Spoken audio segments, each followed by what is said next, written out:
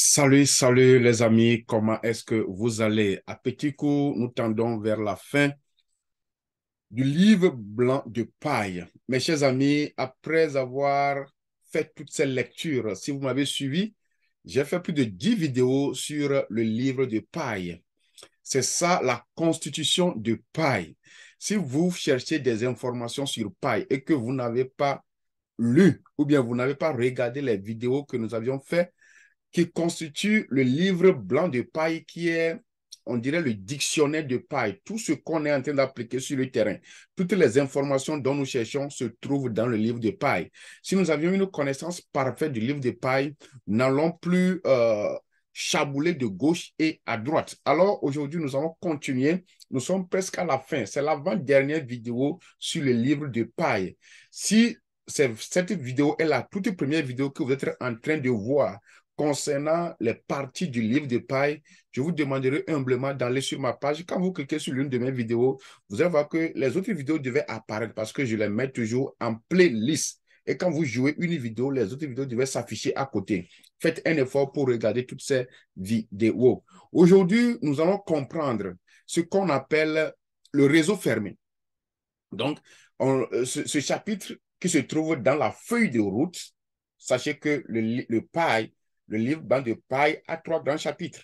Et nous sommes sur le dernier chapitre qui a pour le grand titre la feuille de route. La feuille de route, c'est comme le procès verbal, la feuille de route.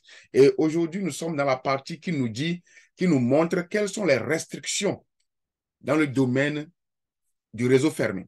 Donc, le titre de la vidéo d'aujourd'hui, c'est les restrictions dans le réseau fermé de Pi Network. Et tout ce que vous voulez savoir sur Pi, il y a la plus grande partie dans cette vidéo. Alors, sans plus tarder, nous allons découvrir ce qui se trouve dans ce chapitre. Et si c'est votre première fois sur cette page, n'hésitez pas de vous abonner pour plus de vidéos.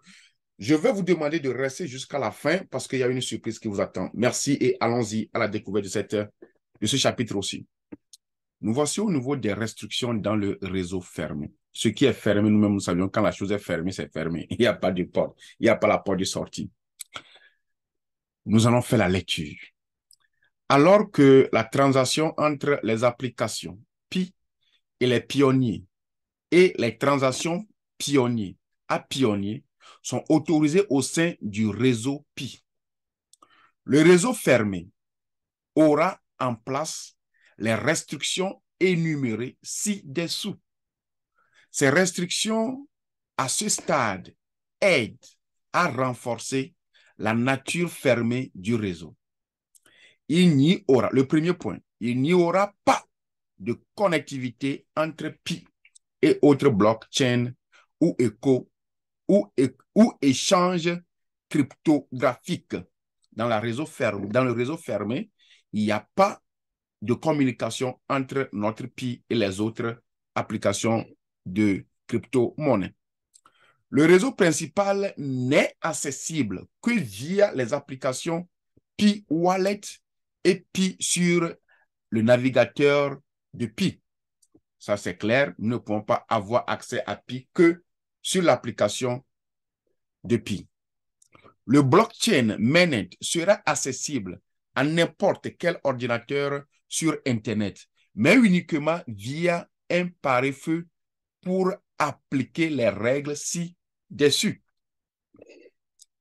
Le point suivant, il n'y aura que des nœuds d'équipe principale sur le réseau principal pour s'assurer que le pare-feu est en place à tout moment. Le réseau clos soutiendra la croissance de l'écosystème Pi. Ainsi, les transactions pionniers, tout pionnier, de pionnier à pionnier, c'est pas traduit, de pionnier à pionnier sont possibles via le portefeuille Pi, car les pionniers KYC pourront utiliser le portefeuille Pi pour effectuer des transactions en Pi, uniquement en Pi. Les pionniers peuvent également dépenser des applications Pi dans Pi sur le navigateur Pi, qui peut accéder au réseau principal via le SDK Pi application et la Pi blockchain. pendant la période du réseau fermé, une application sur le navigateur Pi ne peut utiliser que le API de la blockchain Pi mise sur liste blanche par le pare-feu pour interagir avec le réseau principal. Ce qui est fermé est toujours fermé. Les utilisateurs suivants des transactions pionnier to pionnier, pionnier à pionnier, pionnier de pionnier à l'application qui est app et de l'application de pionnier seront autorisés. Donc, la transaction à la période fermée ne sera que entre les utilisateurs, entre toi et moi, le pionnier entre nous et les applications que nous utilisons, nos portables, nos laptops, et des pionniers seront autorisés. Le point suivant, échange de Pi. Voyez-vous, échange de Pi contre les biens et des services via les applications Pi. Même pour faire les échanges, c'est toujours à travers l'application Pi. Ce qui veut dire que nous ne pouvons pas pour le moment toucher notre Pi palpable ou bien le prendre, le stocker dans notre chambre, dans notre poche ou bien dans notre banque. C'est toujours à travers l'application. Donc, tout est toujours électronique. Donc, échange de Pi contre des biens et des services via les applications Pi. Transfert de Pi entre pionniers pour des biens et services. Voyez-vous, donc, ceci nous prouve que si quelqu'un parle des biens et services de Pi, en lisant ceci, nous pouvons dire que, OK, il est vrai, les biens et les services existent. Maintenant, il faut maintenant un terme d'échange convivial et fiable et bien défini. C'est ça. C'est quand il avait fait une vidéo où j'avais dit que si vous voulez échanger vos biens, faut pas échanger vos biens, mais vous pouvez prendre le bien des gens avec vos Pi. Parce que jusqu'alors, moi, je ne connais pas la valeur de paille et je vais commencer par évaluer mes biens en paille. Voilà. Et nous avions dit que les montants qui ont été spéculés dans les mois passés, ces montants ne sont pas fiables. Donc, moi, je le réitère, c'est mon humble avis. Je dis souvent, si je ne suis pas un conseiller financier, mais je vous le dis, si vous voulez échanger vos biens, faites beaucoup attention à la valeur que vous donnez à ces choses. Il est vrai que le système a prévu qu'il y aura des échanges de Pi avec des services et des biens. Mais il faut qu'on détermine d'abord la valeur de Pi avant que j'échange mon bien. C'est là mon point. Les utilisateurs suivants seront interdits. Les gens suivants ne peuvent pas avoir accès à notre application. Échange de Pi contre une monnaie fiducieuse. Voilà. Donc, à l'heure où nous sommes, vous ne pouvez pas prendre le dollar à la place de Pi, ni euro, ni pound, ni franc CFA, ni Siri, ni Naira. Donc, pour le moment, on ne peut pas échanger. On dit que les utilisateurs suivants seront interdits. Donc, les échanges suivants seront interdits. Échange de Pi contre une monnaie fiducieuse, c'est interdit. Échange de Pi contre d'autres crypto-monnaies, c'est interdit. Transfert pour Pi pour une promesse future de fiat ou d'autres crypto-monnaies est interdit. C'est clair. Nous n'appliquerons les restrictions ci-dessus en ajoutant un pare-feu au réseau principal et en exécutant exclusivement les nœuds du réseau principal pendant cette période intérimaire. Les nœuds communautaires continueront de fonctionner sur le testnet pendant la période du réseau fermé. Ici, ça continue sur le réseau fermé. Nous continuerons à mettre en œuvre l'interface et d'autres modifications des nœuds en préparation de la période de réseau ouvert où les nœuds communautaires pourront fonctionner sur le réseau principal. Les restrictions du réseau pour le garder fermé seront suppliées à mesure qu'il atteindra la prochaine période réseau ouvert. Alors, ceci annonce le chapitre suivant qui serait réseau ouvert et qui est la dernière partie du livre blanc de paille selon ce que j'ai devant moi. Alors, nous avions vu ce qui est le réseau fermé. Le réseau fermé nous dit que pour le moment, paille n'est pas échangeable ailleurs. vous ne pouvez pas gagner paille ailleurs que dans l'application de paille.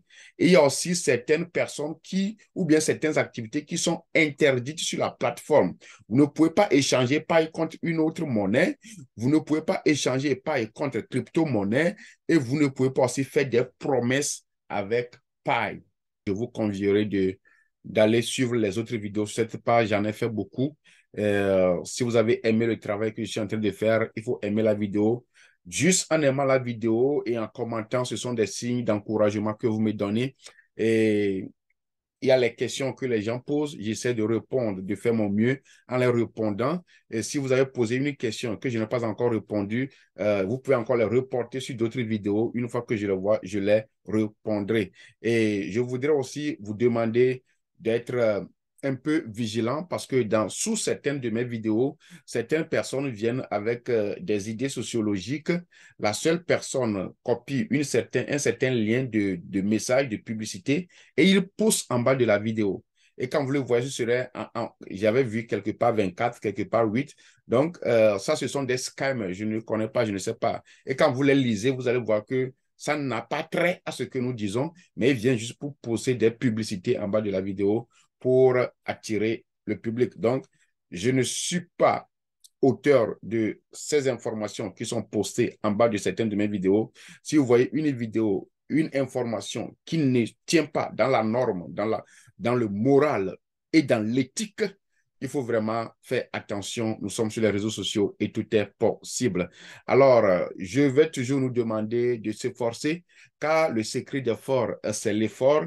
Et je l'avais dit quelque part que lorsque nous sommes nés pauvres, ce n'est pas de notre faute, mais le jour où nous allons mourir pauvres, ça, ce serait de notre faute. Mais faites beaucoup attention parce que cette expression que je viens de dire tout à l'heure nous pousse à agir des fois sans réfléchir. Donc, je vous en prie, courez, mais regardez par terre. Sautez, mais soyez sûr que vos pieds sont fermes. Ce qui est sûr, nous courons tous et nous allons nous voir au sommet. Notre objectif, c'est qu'on se rencontre au sommet. Alors, ton sommet même, c'est où? Chacun a son sommet. Donc, il faut vraiment que tu reconnais là où est ton sommet. Quand tu ne connais pas ton sommet, tu vas courir, tu ne seras pas là. Quand il faut s'arrêter, que le Seigneur nous aide et nous revoyons dans une prochaine vidéo. Le secret d'effort, c'est l'effort. Notre course, on se voit au sommet. Ciao, ciao.